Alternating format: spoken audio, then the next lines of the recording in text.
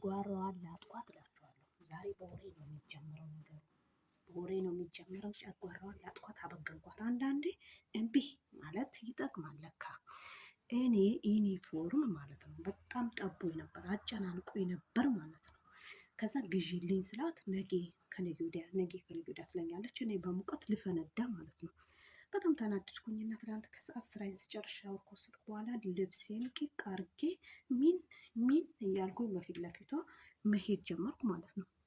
ከዛ በኋላ እንዴት እንዳየችኝ ከእግሬ አንስታ እስከ አናቴ አይን የሚጥል ቢሆን ኖሮ ማለት ነው ተክላይ ነበር እላችኋለሁ። ግን ያው ዳንኩኝ፣ ምንም አላልኩም፣ ተርፌያለሁ እስካሁን እና እላችኋለሁ። እንደዛ አረኳትና ዛሬ ማለት ነው አንጋግታ ይዛ መጣች፣ አገዝታ መጣች፣ ሁለት ይዛ መጣች።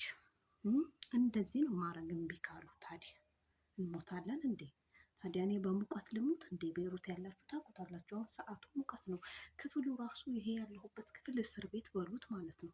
ታፍኜ ነው ያለሁት፣ ታሽጌ ነው ያለሁት። በዛ ላይ ቪዲዮ እየተዟዟሩ ቤት ውስጥ መስራት አልችልም ማለት ነው። ይሄ ጠባብ ክፍሌ ውስጥ ነው የምሰራው።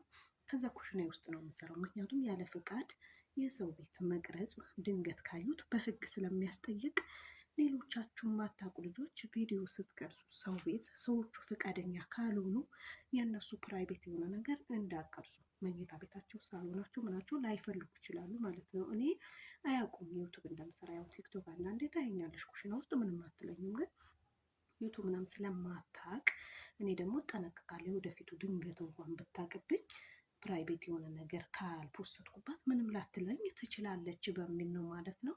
በዛው እግረ መንገዴ ጥንቃቄ እንድታረጉ ልላችሁ ፈልጌ ነው። አያዩንም አትበሉ። ምክንያቱም እንደምታውቁት ቲቪ ላይ ዩቱብ ቻናል ነው ከፍተው ሙቪ የሚፈልጉት ነገር የሚጠቀሙት በቲቪ ዩቱብ ከፍተው ሰርች አድርገው ነው። ድንገት ስማችሁ ሰርች ሆኖ ቢመጣላቸው አደጋ የሚጥላችሁ ነገር እንዳቀርጹ እህቶቼ ልላችሁ ወዳለሁ። በተረፈ ወዳችኋለሁ።